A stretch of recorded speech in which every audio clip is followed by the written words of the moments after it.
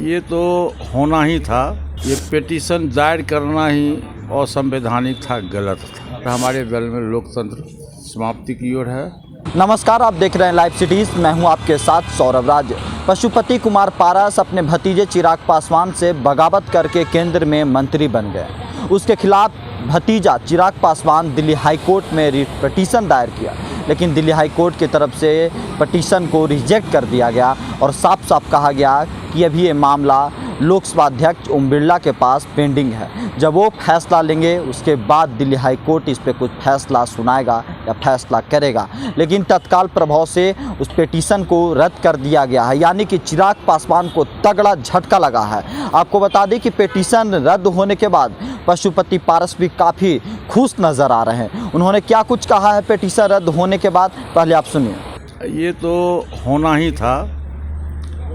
ये पिटीशन दायर करना ही असंवैधानिक था, गलत था। और न्यायपालिका के द्वारा जो आदेश हुआ है, मैं उस आदेश का मैं सम्मान करता हूं।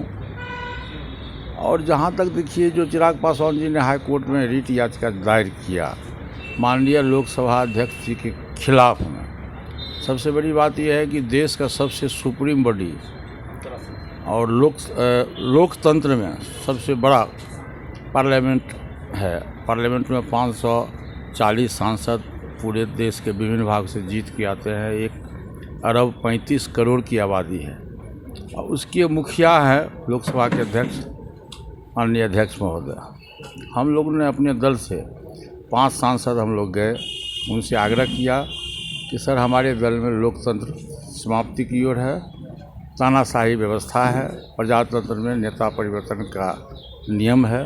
इसलिए हम लोग आपसे आग्रह करने आए हैं कि आप इस पर पुनर्विचार करके नेता परिवर्तन करिए। उनका सचिवालय ने पूरा छानबीन किया। छानबीन करने के बाद लोकसभा अध्यक्ष जी के सचिवालय से नोटिफिकेशन हुआ। उस नोटिफिकेशन में श्री चिराग पासवान जी को संसदीय दल के नेता से मुक्त करते हुए पशुपति कुमार पारस जी को संसदीय दल का नेता बनाया गया।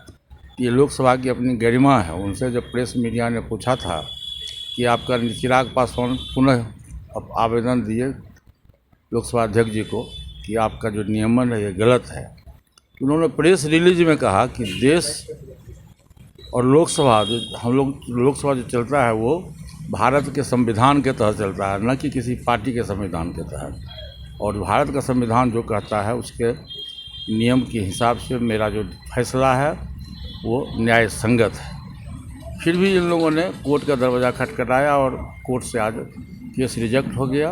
मैं माननीय न्यायाधीश जी का सम्मान करता हूं, कोर्ट के आदेश का मैं सम्मान करता हूं। आपने देखा कि पिटीशन रद्द होने के बाद पशुपति कुमार पारस साफ साफ कह रहे हैं कि जो लोकसभा अध्यक्ष ओम बिरला का जो फैसला है वो सर्वमान्य है, वो संविधान के हित में और संविधान के तहत फैसला लिया गया है। चिराग पासवान संविधान के खिलाफ और जो ओम बिरला जो फैसला दिए उसके खिलाफ वो कोर्ट में पिटीशन दिए थे और ये होना था।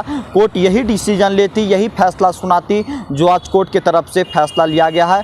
पशुपति कुमार पारस कोर्ट का धन्यवाद कर रहे हैं और उन्होंने कहा है कि जो न्यायालय ने फैसला दिया है वो सर्वमान्य है और उसका शुक्रिया अदा कर रहे हैं पशुपति कुमार पारस। तो ये कहीं ना कहीं चिराग पासवान के लिए एक बड़ा झटका है कि पहले ओम बिरला के पास भी हो गए अपने चाचा के खिलाफ कि जो फैसला ओम बिरला ने लिया है वो गलत है। ओम बिरला ने उस फैसले के ऊपर अभी चुप हैं और उसके ऊपर अभी बात हो रही है, अभी उस ओम बिरला फैसला सुना ही नहीं है। उसी के खिलाफ दिल्ली हाई कोर्ट तक चिराग पासवान गए। दिल्ली हाई कोर्ट से भी उन्हें तगड़ा झटका लगा है। अब आने वाले समय में देखा जाएगा कि चिराग पासवान अब अगला कदम क्या लेंगे। दिल्ली से सौरभ राज, लाइव सिटीज़।